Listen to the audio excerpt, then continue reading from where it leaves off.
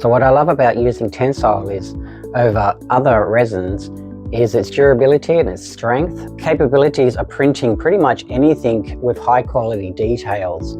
I print quite a lot of stuff. I ship a lot of stuff overseas as well, and my biggest issue is items breaking. So having a resin I can rely on and guarantee my products are going to arrive safely is a big plus for me. As far as printing Tensile resin, it's really easy. Once it's dialed in, it prints beautifully. I can print little tiny figures like this, and they are extremely strong. If I was to print this in a regular resin, these arms would probably break off straight away. I wouldn't be able to do this with it.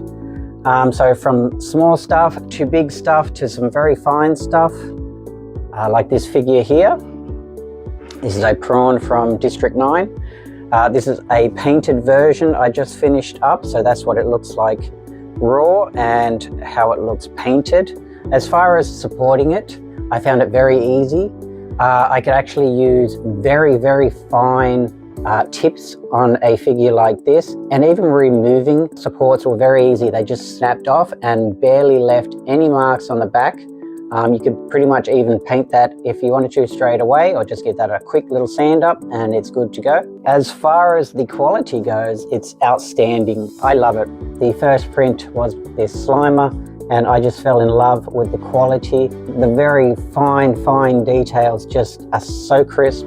I'm going to continue using Tensile resin because I can produce some wonderful items with it with exceptional strength.